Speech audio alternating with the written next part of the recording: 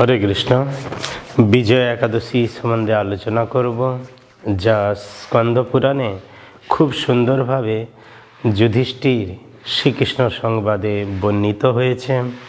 মহারাজ যুধিষ্ঠির পরম পুরুষোত্তম ভগবান শ্রীকৃষ্ণকে জিজ্ঞাসা করলেন, হে বাসুদেব, আমার প্রতি অনুগ্রহ করে ফাল্গুন মাসের কৃষ্ণপক্ষের একাদশীর মহিমা কি, তা আপনি দয়া করে বর্ণনা করুন।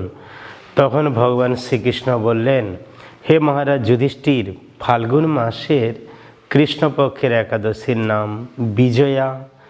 এই একাদশী অত্যন্ত পবিত্র।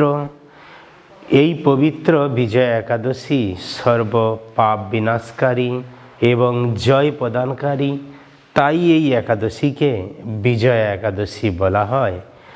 বিজয়া একাদশী ব্রতের মহিমা শ্রবণ করলে মানুষ বাজপেয়ী যজ্ঞের ফল লাভ করে।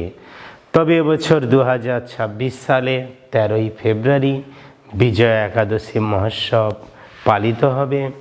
পারণ পরের দিন 14ই ফেব্রুয়ারি সকাল 6:09 থেকে 9:57 মধ্যে।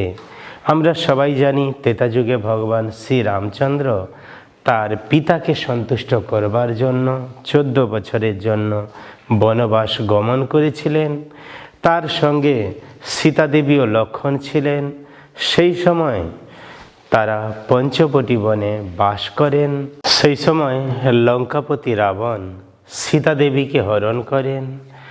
সীতা দেবীর অনুসন্ধান করতে করতে তারা চতুর্দিকে ভ্রমণ করতে লাগলেন।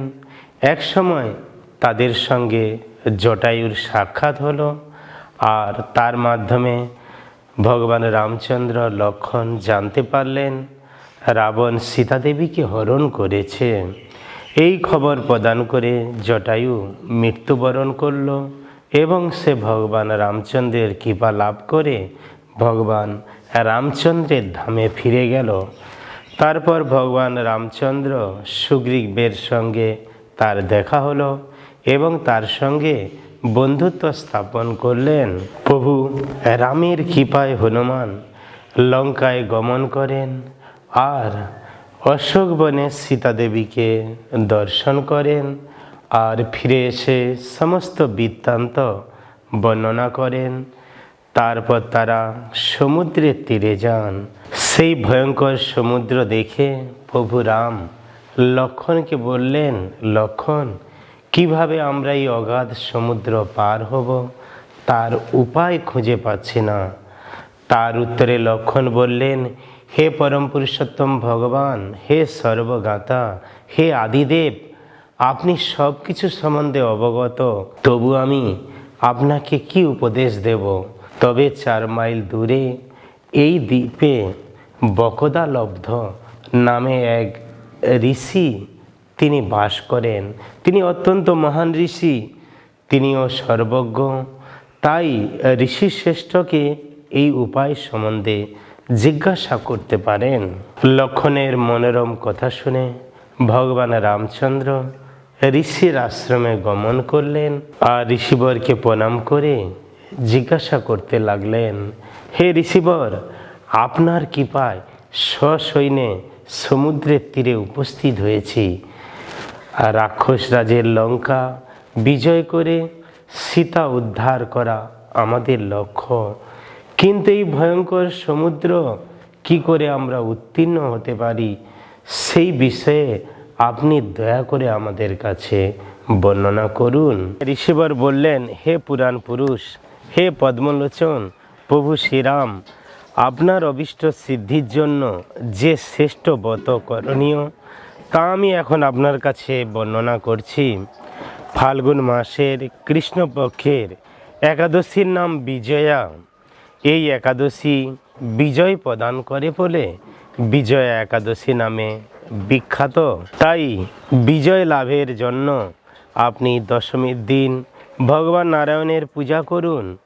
একাদশীর দিন পাত্র স্নান করে পরম ভক্তি সহকারে ভগবান নারায়ণের পূজা করে হরিকথা কীর্তন করুন, হরিনাম জপ করুন। হরে কৃষ্ণ কৃষ্ণ কৃষ্ণ হরে হরে, হরে রাম রাম রাম হরে হরে।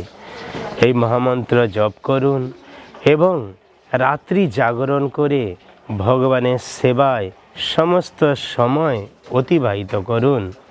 আর দ্বাদশীর দিন ব্রাহ্মণ বৈষ্ণবদের দান করুন, তাহলে আপনার বিজয় সুনিশ্চিত। তারপর ঋষির কথা মতো ভগবান রামচন্দ্র এই একাদশী ব্রত ও ভগবানের আরাধনা করেন। যথাসময় সীতা প্রাপ্তি ও লঙ্কা জয় করেন এবং রাবণকে বধ করেন, আর অতুলনীয় কীর্তি ও যশ জগতে লাভ করেন। তাই প্রতিটি মানুষের পরম কর্তব্য হচ্ছে বিজয়া একাদশী ব্রত পালন করা আর পরম পুরুষোত্তম ভগবানের দিব্য নাম হরে কৃষ্ণ কৃষ্ণ কৃষ্ণ হরে হরে, হরে রাম রাম রাম হরে হরে। তাহলে আমাদের দুর্লভ মানব জীবন ধন্য হবে। জীবনের শেষে আমরা পরম পুরুষোত্তম ভগবানের ধামে ফিরে যেতে পারবো। হরে কৃষ্ণ।